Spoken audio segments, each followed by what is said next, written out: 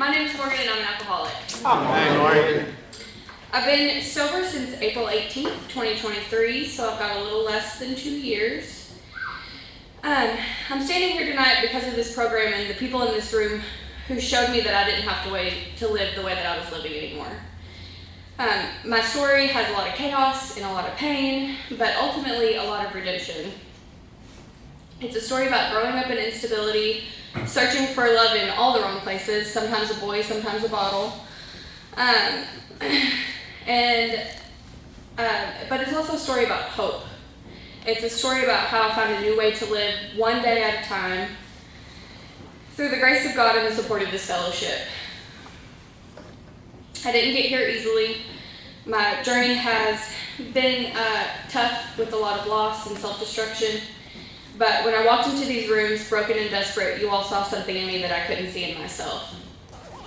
You gave me a family when I felt like an orphan, and you taught me how to love myself when I couldn't love. You loved me until I could love myself. Tonight I want to share my story with you, and not just the pain and the sad and the mess that I created, but the light that came after. Because if I can find sobriety after everything I've been through, I know there's hope for anyone in this room who's still struggling or who might walk through those doors. So I want to just say thank you guys for being here for me tonight. It's very much appreciated. If you can't tell, I'm a little nervous, but we're going to get this show on the road. So I grew up here in Jonesboro. I'll be 31 in July this year, so I was born in 94, if that makes you feel old, sorry. My parents were very young, 17 and 18 respectively, and my father at the time was a carpenter, and he worked in construction, and he was also a traveling musician. And my birth mother at the time was homeless. For the first part of my life, I lived with my birth mother when she had a place to stay. That was kind of few and far between, and sometimes a place to stay meant some guy that she met, or a hotel room, or whatever. And sometimes that meant that we would stay with her mom, my grandma. And whenever we did stay with her mom, it was chaotic. It was dishes flying everywhere and cabinet doors being ripped off the walls. And, there was one of my earliest memories is hiding in a closet while they threw dishes at each other and cussed and, all the things. So, I bounced around from here to there a lot. And so I never really had a home. I just had different places with a lot of stuff. Or not really even a lot of stuff, just stuff, different places. And when I was a year and a half old, my birth mother had my sister. And so that was a whole, different experience for me. I'm the oldest child, so now I have this tiny little thing that I need to protect.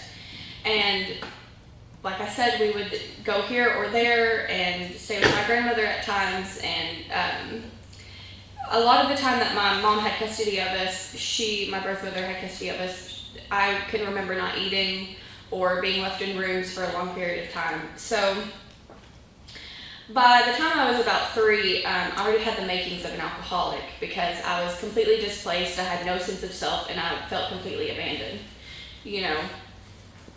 And while on the times that my birth mother didn't have me, I stayed with my great-grandparents.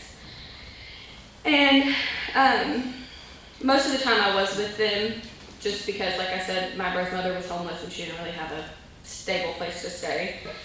And at the beginning, whenever she would drop me off with my great-grandparents, I resisted it. I would hide and cry and kick and scream. But it came to be because I wanted my mom to want me. I wanted her to love me and to keep me. I was her child, but my God, drinking and drugs and partying was much more important than I was. So I had these great-grandparents that were great people and stable people, and she would just say, Pico, here's this little baby. But I thank God for them every single day. I could fill up a whole hour with talk about my great-grandparents because they're the only reason I did not meet a grim fate early on, was their influence and their help. And like I said, when she first started dropping me off over there, I thought it was crap and I didn't want to stay there. But the older I got, that was the only place that I felt comfortable. I wasn't being bounced around so much anymore. I finally had somewhere where I called home.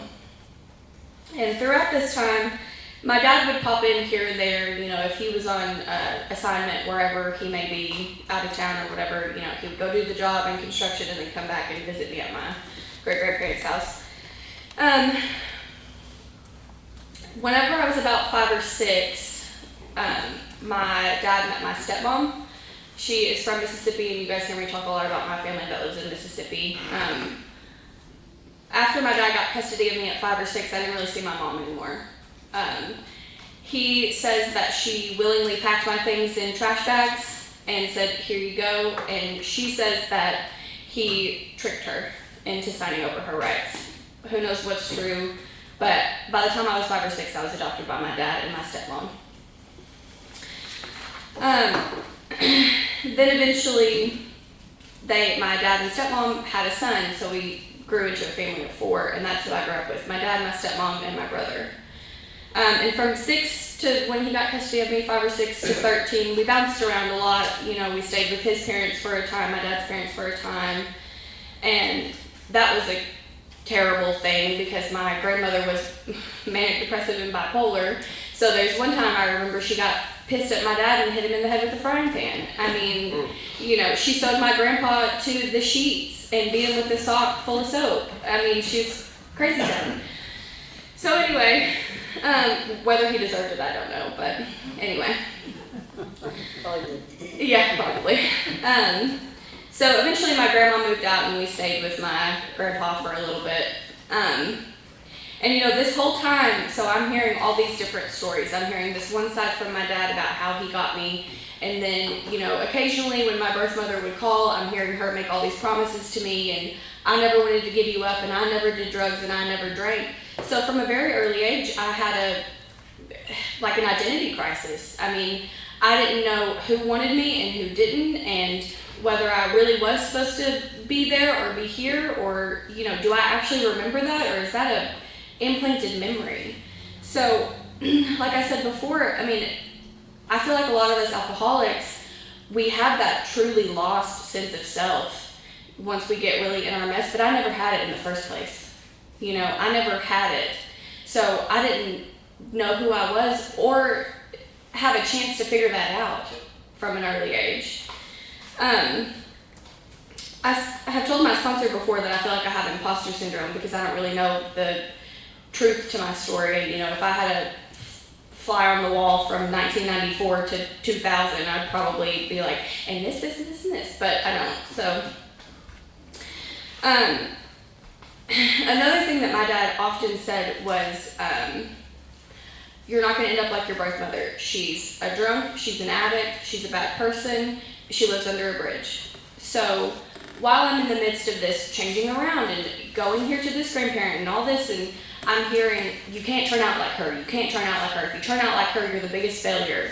And if all of this sounds confusing for me just telling it to you, imagine how I felt. So it was tumultuous. So after my dad got custody of me, I still went and visited my great-grandparents who raised me early on in life.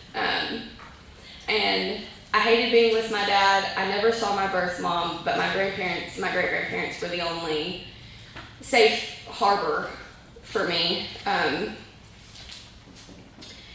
And whenever I was about 13, there was a porch swing on my great-grandparents' porch. It was, a white old picket one screwed into the roof, and there were pictures of my great-grandfather rocking me as a baby on this porch swing, and that was anytime I was upset or like my mom would drop me off and I was crying, he would take me out there and console me and hold me. And he was the picture of stability to me. And he was the only person in my whole entire life at 13, from birth to 13, that protected me. This is a hard thing for me to talk about, but so one day I was 12 and ish, we were sitting on that porch swing and it fell. The hooks came out of the ceiling and his legs got trapped underneath it. And he didn't heal normally. his legs turned black and blue and purple, and my great-grandmother was very concerned, so of course they take him to the doctor after he'd been dealing with this for a week. And the rest of it's kind of a blur, to be honest. I know they took him to the doctor after he fell off the swing and his legs were trapped and he couldn't move, and like I said, they were turning all these different shades of bruises. And the next thing I remember, he was in a wheelchair and the doctors were telling us that he had Lou Gehrig's disease. That is not something I would wish on my worst enemy. It is the worst thing I've ever seen anybody go through in my entire life. It started in his legs and it eventually moved up into his heart. And for those of you guys that don't know, that's a disease that kills all the nerves in your body, so you can't move and you become atrophied over time. I remember going to say goodbye to him in the hospital. I was strong in the room, but as soon as the door shut, I was on the ground in the hospital, in the hallway, just bawling and crying. And looking back, almost 17 years later, I can tell you that was the first time I ever felt like an orphan, was when I knew that he took his last breath. That strong man who'd always protected me and taught me what it was like to feel safe and to feel like I was an actual human being and a part of a family was gone.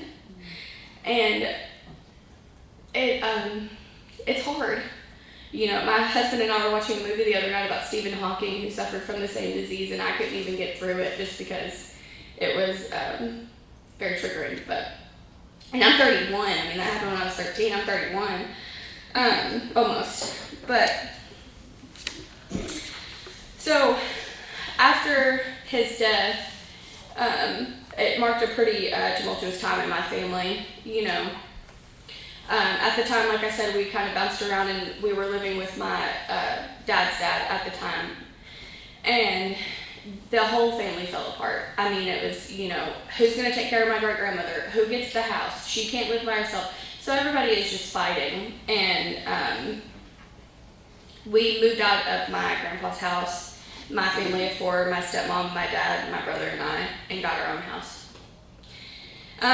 So this marks the beginning, I guess, of my, where the trauma really kicks in. You know what I'm saying? This is where the bad stuff started happening, is whenever we were alone as a family of 4.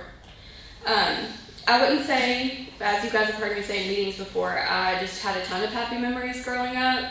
I had food and water and shelter, but that was about it. And if you remember earlier, I said my dad used to always use that complex of you can't end up like your birth mother. She's a whore, she's a lie, she's a cheat, she's a drug addict. So I strove for excellence in all things, because if I was good at things, I at least wouldn't get in trouble, and I wouldn't get hit, and I wouldn't get talked to like I was a dog. I wouldn't get a job well done, don't get me wrong, but at least I wouldn't get in trouble. And thus my people-pleasing character defect was born. So, my stepmom and dad never drank alcohol around my brother and I whenever we were growing up, and they didn't fight often, but when they did, it was catastrophic. I mean, we might as well have just blown the house up with dynamite, because, my brother and I are hiding in our rooms, and it was bad. To people on the outside, I'm sure that they looked very happy, but whenever we were at home, I mean, we were all miserable. And those of you who have been in meetings before, you've heard me say that my dad is a malignant narcissist. And that is very true still. I've mentioned also before in meetings that I did not grow up in a religious household. And looking back, hindsight's 20/20, and now I can look at it with adult eyes with my own husband and my own children. He did not want us to love anything more than we loved him, whether that be God or each other. So, he was very sly about it, very slick about it, but it would be he'd come to me and say this about my mom, or go to my brother and say this about me, so that we all were in a tizzy all the time over each other. We were all pitted against each other, because then when we were upset, we go to him, And I remember very clearly, from as young as I can remember, that I asked my dad, all these kids at school go to church, like, why don't we go to church? And he was like, I'm just saying, if you believe in Christianity and if you're religious, you must be a sheeple, which is a slang term for sheep people. So, you must be following something. If you can't see it, touch it, or feel it, it's not based in science, then you're just dumb for thinking it, basically is what he would say. I went to church with my great-grandparents, though, for a time whenever they first had me, and that was one of the reasons that he stopped letting me see them even, was because he didn't want me being taken to church. So, knowing all this, it goes without saying that my brother and I didn't get along, and my stepmom and I didn't get along. And it became very evident that I was the least favorite child in the family between my brother and I, and for the most part I wasn't allowed to do anything. So there's a part of me that was kept under lock and key as a child and as a teenager, and there was another part of me that was exposed to things I should not have been at a very young age, both sexually and physically. I was hit a lot as a child, and I don't mean count your lickings, 1, 2, 3, like let me get the paddle out, hit. I mean, I would walk down the hallway and he would just mollywop me. Just hit me as hard as he possibly could and say, that's to toughen you up when you get to the real world. I was like 14, I'm just a little girl. Why do I need to be tough right now? It's very confusing. So I don't want to get too much into it because I don't want to trigger other people. I know it's a big part of other people's story, but there were many non-consensual encounters at the hand of my father. There were things done to me as a daughter that should not have been from a father. But I was really good at masking it. By the time I was 16 or 17, I had learned the art of keeping it all inside and zipping myself up and acting like I'm a normal human being. So you have to think, by the time I'm 16, I've been passed around, I've been abandoned, I've been told I'm no good. It is a genuine, true wonder that I did not start drinking and using drugs in high school. I don't know how I did. I think I had that complex of, if I do that, I'll get in more trouble sort of thing. So I just wanted to keep my head down and be good and survive until I could move out. Like I said, I was really good at making things seem that they were okay because I was gaslit into believing that the things that were happening at home were normal. What do you mean your dad didn't do that? It just it was a normal thing. So by my senior year of high school, I was so used to what was happening at home, I seemed happy, but in private, I was cutting myself on my wrist and my legs with Diet Coke cans that I saved and cut up and stashed in my room, and journaling about how I could kill myself. And somehow, some way, in the middle of all this chaos, I ended senior year with a high ACT score, senior art portfolio. In high school, I was very involved in art. Most of you guys probably know that. You see us decorate and stuff for all the parties. My senior art portfolio was actually hung in a museum in Memphis, and it received pretty high acclaims. And I had gotten into I'd gotten into Columbia in Chicago to go to art school because I wanted to be an art teacher. And that was my dream. It was, the only thing that I wanted to, that was my ticket out of there. And I told my dad that I wanted to go, and he said, no, you're accepting the offer from Arkansas State because you're dumb, and if you go to Chicago, you'll die. So I stayed here. In the summer after I graduated high school in 2012, I got my very first job at KFC Taco Bell. I was the best taco slinger. They even ordered me a left-handed scoop to make tacos because I was so freaking good at it, and I always showed up, which is not something a 17-year-old does. And obviously by this point I had massive daddy issues. So what do? I meet a boy, and a boy who's almost 10 years older than me, and I was 17, 18 at the time, and a boy who did and sold drugs and drank and smoked weed. He was so dreamy, let me tell you what. Sorry, babe. You guys have heard me say in meetings before that I hit the Holy Trinity the first night I ever moved out. out of my house and into my dorm. I remember watching in University Hall that overlooks Johnson right there on ASU. I remember looking out my window, I see my parents pull off onto Johnson, and I'm texting them. I said, they're gone, you can come get me anytime you want to. So that first night I drank, I did drugs, and the other thing, because my children are here, all in the same night, probably within like the first hour, you know. So here comes the spiral. For the first time in my life, I did not have to feel every single thing that happened to me. I didn't have to feel my great-grandfather dying. I didn't have to feel my dad hit me. I didn't have to flinch every time somebody came close to me because I was afraid that you were going to smack the shit out of me, you know. I didn't have to feel those times in the basement either, you know. I did not have to. And I was hell on wheels. I mean, I will be honest with you guys. You think I'm kooky and crazy and enigmatic now. You should have seen me when I was 18. I'm a much calmer woman and a mom now, which is insane. I was doing psychedelic drugs and smoking and drinking almost every night. And it was, like I said, the first time I didn't have to feel anything in 18 years. So who wouldn't stop? Or who would stop doing that? And so I partied, and I partied, and I partied until that boyfriend got sent to jail because he was selling drugs, if you remember. So I partied, and I partied, and I partied until I flunked out of college and was lying to my parents about still being enrolled. And I partied, and I partied, and I partied until I did too many drugs and almost killed myself. And I kept on partying until I had to move out of my dorm because I was failing college. So, I get my own place, you know. In my early to mid-20s was sort of a blur, to be honest. After that first boyfriend got sent to jail, I figured out he was cheating on me, moved to St. Louis, and all this stuff. And so I stopped the drugs, but I kept drinking on occasion, you know.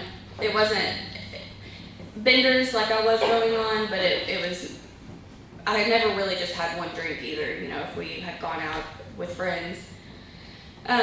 Or if I had gone out with friends, I was single at the time. But the whole time, you know, every drink or puff that I took, I thought, God, it feels so good not to feel anything. Then the other side of my head heard my dad saying, you're ending up just like her. You're a drug addict, you're a drunk, you're a whore, you're terrible, you're going to end up under a bridge. You know, just like my birth mom. And if I drank enough, it shut that voice up, you know. So through my 20s, my dad and I had a very rocky relationship. We'd get into arguments and he'd tell me I was a spoiled brat who didn't deserve anything good to happen to her. And then, you know, we wouldn't talk for a couple of years. And then he'd come back and say, I'm sorry, I didn't mean to be terrible and, you know, whatever.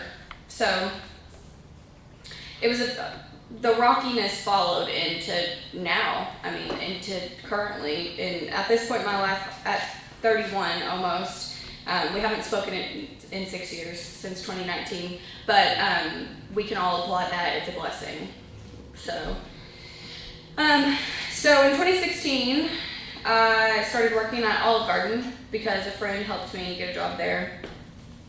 And again, throughout my 20s, it was sort of a, you know, looking for love in all the wrong places, like I said. It wasn't really the bottle anymore, but it was boys. So, if you satiated that daddy complex in any way, then yes, the answer is yes. So this friend, she was a pretty big part of my mid to late 20s. She and I worked at the 501 together and at Olive Garden. And she had a little girl that I, you know, helped raise. Her dad wasn't great, so she kind of had two moms, sort of. And I started dating a guy at Olive Garden, and he also was a musician, so we had met at the bar a couple of times too. His name is Trevor. And during this time, I started going back to bars with this friend and drinking occasionally, still not going on those benders like I had been, but I had a strict 2 shots, 2 beer rule, unless it was somebody's birthday, or we were celebrating, or it was a day that ended in Y. So, it was very few and far between that I stuck to that 2 shots and 2 beers rule. So like I said, I met this ex, and the three of us very much became like me, the friend, and Trevor very much became like three musketeers, and then she had her little girl that was a fourth, or like 3.5. So we always did stuff together. We went to bars. We, I took care of her, and the friendship ended because I drove drunk with her child in the car, and not to justify it, but she had done that before, but then I had done it, and then she found out about it, and it was a whole thing. Anyway, so this relationship I had with Trevor, the one that I met at Olive Garden and at the bar, it was very much one that was comfortable and safe, and we had a home, and we had adopted 2 dogs, and we had jobs. It would have been more trouble to like break up, so it wasn't a love story like you'll hear towards the end of my story, but it was easy, and whenever you're drunk all the time, it's hard to make a solid, sound decision to leave. And after I worked at Olive Garden for about a year, I got a job opportunity at the 501. And most of you have heard me talk about this job in meetings and how it ended, but I'll go ahead and tell you again, I guess. And it really became my life whenever I started working at the 501. I had a pseudo boyfriend / roommate at home, but whenever I was at the 501, I was free, and we were drinking, and I was the best waitress. Everybody asked for me. I was making thousands of dollars a week. It was great. And I lived that live fast, die hard sort of, lifestyle. If a customer asks you if you want to take a shot at their table, you don't say no, because then they'll give you $100. So if we weren't already staying late at the restaurant, to drink with customers or with friends, then we were going to Buffalo Wild Wings or to the bars downtown to drink there. It was, there was never any forethought in any of it. It was, when can I drink next, and how much can I drink when I get there, kind of thing. So I always say that during this time in my life, I lived one day at a time, but the wrong way, like the opposite way that you guys teach us in here. So because of this job and all the tip money, because of all the drinks I was taking with the customers, Trevor and I planned a trip to visit friends in Europe. And the minute that the tickets were booked, the airplane tickets, and at this point in my life, I was 25 or 26, I hadn't even been in an airplane or in an airport, much less an airplane. And there are 2 things that you should know about me, and one is that I'm afraid of heights, and the second thing that you probably already know is that I don't like being out of control. And an airplane is both of those. And I'm just screwed at however many billion feet in the air. So it just sounded awful to me. But I was getting to Amsterdam, damn it. And so the minute those airplane tickets were booked, something in me flipped. It was like a psychological change in my brain, and I started having these disassociation episodes. So the lights were on, but nobody was home, and I may be looking at you, but I'm thousands of miles away. And then once that disassociation kicked out, I started having debilitating panic attacks. I am talking rocking on the floor, cannot get up for hours on end. I would have to have somebody cover my tables at the 501 because I was hiding in the bathroom. That's how, it felt like my chest was being ripped open, like I was having open heart surgery. It was awful. So, paired with the upcoming trip and all this new anxiety that I was having, and that live fast, die hard, serve lifestyle, my alcoholism, I fostered it. I held it like a tiny little baby in my arms, and it grew and it grew and it grew until I was an absolute monster. And in the middle of 2019, a few months before, I was set to go to Europe, I was still having these disassociation episodes, I was still having these panic attacks, and I was still drinking like a sailor. And I thought, one day when I was drunk, I was like, you know what would be a good idea? If I go to see a therapist. So I did, but I was sober. But, you know, the decisions you make whenever you were drunk, you're like, damn, when it comes around and you're sober, you're like, man, I don't really want to do that, but I'm going to do it. And I learned a lot that day in therapy. It turns out she knew my dad, and she had been his therapist before, but he had not seen her in several years, so there was no like HIPAA breaking thing. She was not seeing us at the same time. And she figured out who my dad was and kind of asked loosely about my childhood, and I told her more in depth than I told you guys tonight. And she looked me in the face and she said, that's not normal. The things, and my husband still says today that I don't know how abnormal it truly was, because I don't know, maybe because my brain blocks it out.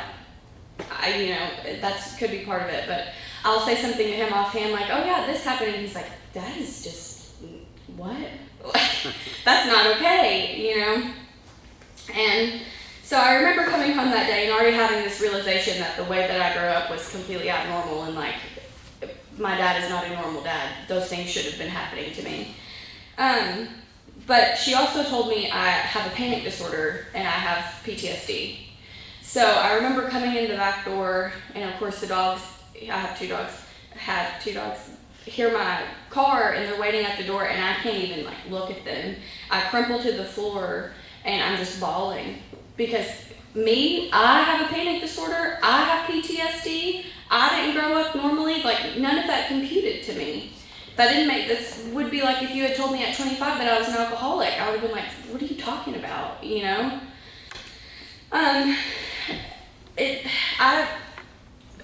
It was that live fast, die hard lifestyle. I thought I was immune to things like that.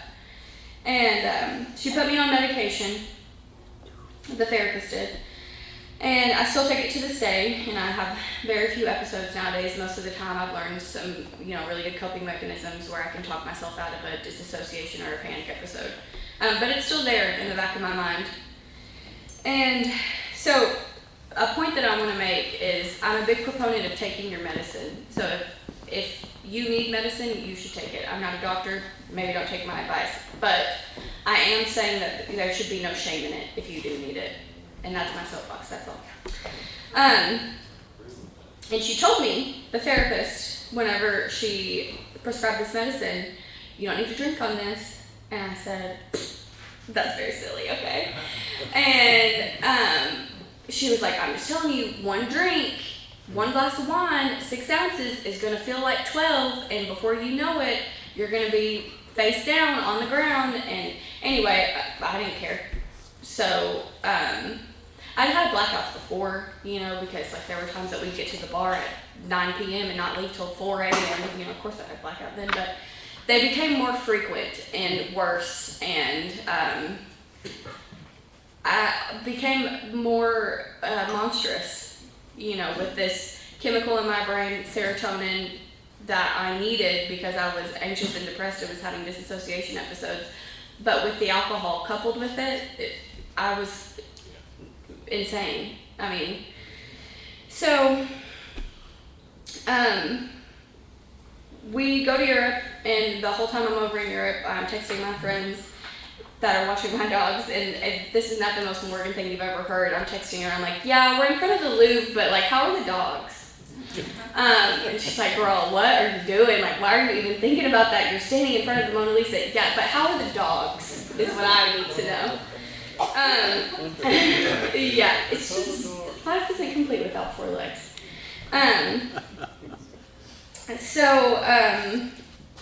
When we get back home, it was the same thing, different day. I kept drinking, I kept working at the 5, kept staying late, and then COVID hit.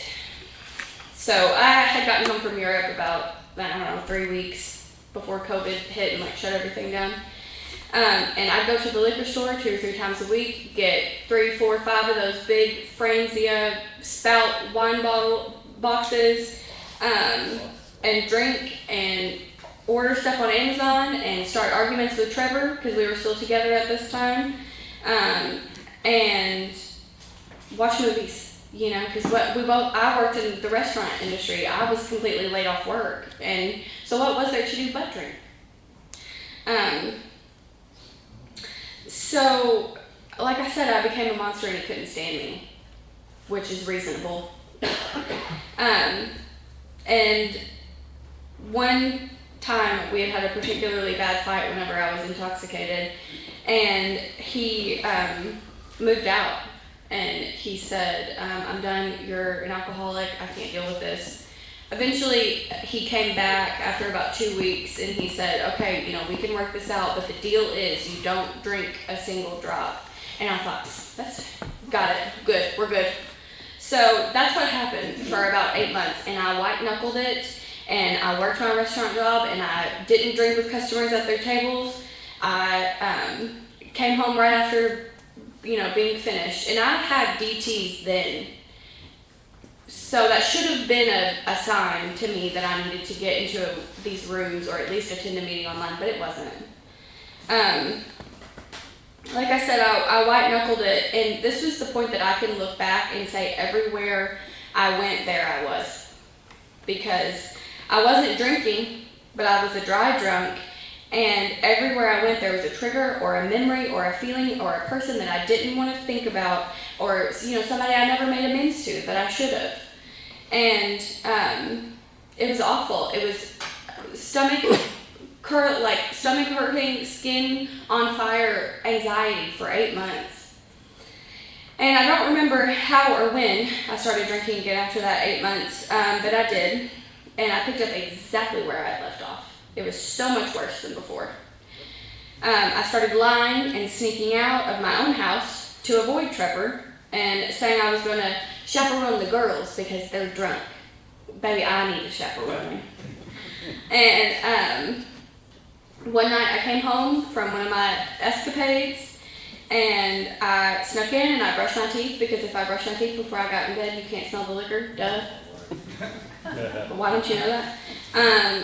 And I sat straight up, and it was The Exorcist. I yacked everywhere. And the next thing I remember, I was waking up in the morning, he's in the door frame, and he's like, I'm done. I told you. I knew you were lying. I'm done. You're an alcoholic. I cannot deal with this. And I said, okay. And that was it. And I didn't care at all. Because that is the insanity of this disease, that will rob you of every single thing that you have, and you just don't care as long as you can take another drink. So that's what I did, and as you can imagine, I thought this breakup was the end of my world, and it was terrible and awful, but if I knew then what I know now, it wasn't that bad, and I'm so happy, with the way things have turned out in my life, and I couldn't have done that if I had stayed there. But I didn't know that then, so I drank, and I kept drinking, and I kept drinking, and I kept drinking. I kept working at the 501. And then I figured out that if you wake up with a hangover and you take a shot, you call it hair of the dog, and nobody judges you for it, and you don't have the swimmy headache anymore. Until those hair of the dogs turned into day or week-long binges where nobody could find me, and I was in my studio apartment downtown covering up all the mirrors because I did not want to look at myself, because everywhere I went, there I was, and I hated it. I hated it. And if you ever wanted to find me, you could drive towards the liquor store, and I was probably driving out there beside you like this. So one fateful Wednesday afternoon, I did just that. I'd gotten drunk the night before, and I woke up and I heard the dog did, and I drove all the way from my downtown studio apartment to the 501, and I made a complete ass of myself. I offended customers. I left in the middle of my shift. I could not walk in a straight line. And then I drove all the way home. So, and that was not the first time I drove drunk, don't get me wrong, it was plenty of times, but I said that you shouldn't drink on antidepressants, and that's what I did because I couldn't remember any of it. I mean, I didn't know who I offended or how I offended them or how to even make amends, you know, because I couldn't remember. And of course I got fired. And after that, you know, I still hadn't dealt with any of the past things, and I was still drinking, and then I just gotten fired. And remember, I said I'm a people pleaser, so being fired was the worst thing ever to me. I kept drinking, and I kept indulging in this destructive behavior, and I kept blacking out, and I kept reaching for that next drink, and it didn't matter who was in the way. And God forbid if you were, because I would have knocked you over. I would have lied to you or knocked you over or did whatever I had to do to put that next glass of wine or that next shot of McCormick vodka in my shot glass, you know? And that is the insanity of this disease. I would wake up with the worst hangover of my life and go, God, I'm never drinking again. And then on my way to the freezer to get vodka out, you know? And one day I was on the phone with one of my longest friends. Her name's Madison. She couldn't be here with us tonight. She's getting married, so she's got a lot of stuff going on. But and I remember this very clearly. I remember laying on my bed, and I had my phone on my chest on speakerphone. I had a glass of whatever in one hand, and tears were just streaming down my face. And I told her, Madison, if something doesn't change soon, I am going to kill myself. And she said, okay. And you guys hear me talk about the pagans a lot, which two of them are here tonight with me. She called Chris Pagan with us, sorry, not just me, but she called Chris Pagan and they brought me here. And thank God they did, because I was within an inch of getting in a car accident or drinking until I was already kind of turning yellow, you know?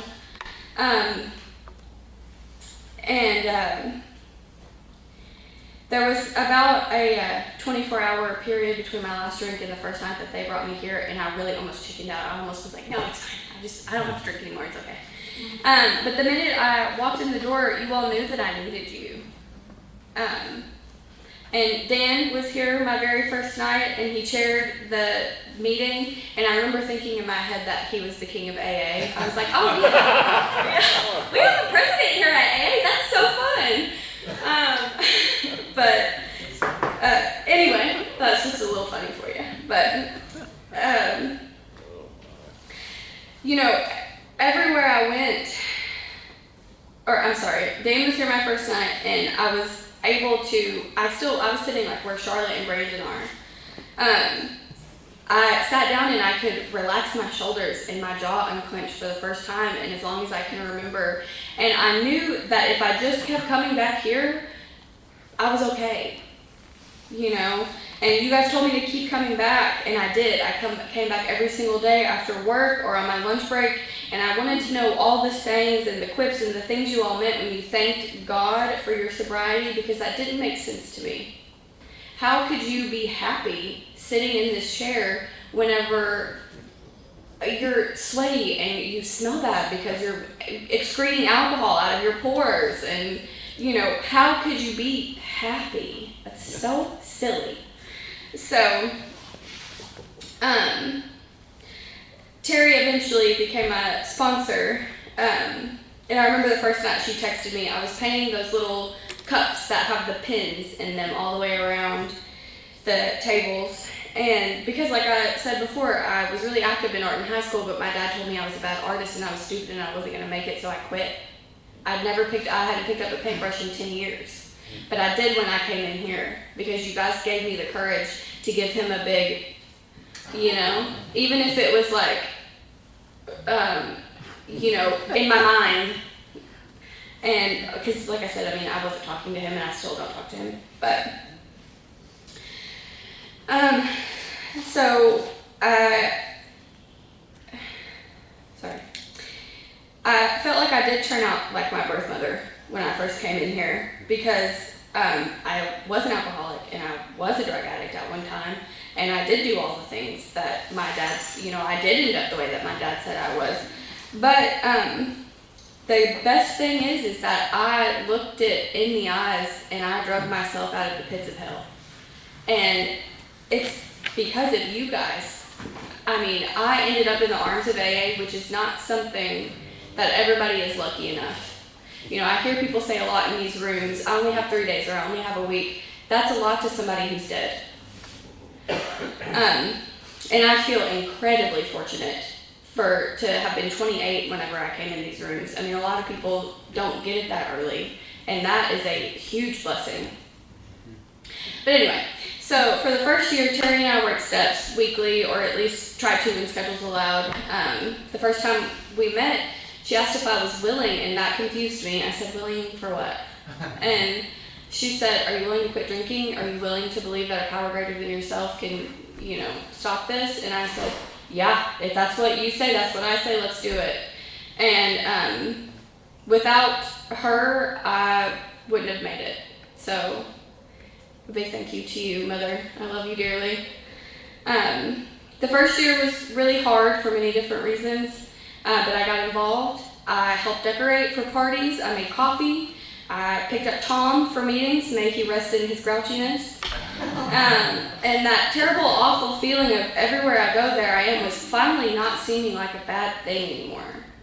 And suddenly I was starting to like who I was becoming because you guys taught me how to live a sober life and how to be a good, honest person. And then I met these two little people over here in the corner, and I met their dad. And it was a really nice full circle moment for me because when I met them, they were 6, and that was the age that my dad adopted me, so I got to do it over. And I get to be a good parent, and I get to show them what it's like to have somebody to count on. And that is a gift of sobriety I never thought I would get. Because I don't like kids. I like my kids, So it was a hard first year. I think Shannon, I should have paid her phone bill for the first year, to be honest, because I was calling her all the time. And as most of you know, you were here, you lived it, Max and I had feelings for each other, but we had to keep it PC. We didn't want a 13th step. We didn't want to do the wrong thing for the program. And if I would have known the first year what I know now, I would have made it a lot easier on all of you guys. So this is my public apology. Thank you. Thank you very much. It was worth the wait. Yeah, it was worth the wait. So during Christmas last year, the love of my life, Mr. Max Harden, and these two little people over here, not really sure what's happening, but they asked me to marry them. And they were on the couch, the Christmas tree was behind us. Christmas is my most favorite holiday besides Halloween. We got married earlier this year on January 22nd, and Roy officiated it for us, which was very special. He's a very special person to us. And it was a beautiful day that was full of blessings and little nods from the universe that said that things were on the right track, and I was exactly where I was supposed to be when I was supposed to be there. And if you would have told me almost 2 years ago that this is how my life would have turned out, I would have laughed in your face and I would have said, me, that drug addict, that drunk, that girl that's going to end up under the bridge like her mom, the one that had no sense of purpose and the one that didn't even know who she was from the start. But I do. I do deserve it, and I do have it because I saw what hell looked like at the depths of alcoholism. And because I found my way here to you guys at the Shed, and you took me in and you gave me a family. And I have moms, and I have sisters, and I have uncles, and a granny, and even a gunkle, and thrown in there. And I have a husband and children who adore me as much as I adore them, and none of that would have been possible if I hadn't found my way to you all. You guys made sure I wasn't an orphan anymore. And you guys made sure that everywhere I go, there I may be. But by the grace of God in this program, that is not such a bad thing anymore. There you go. Thank you.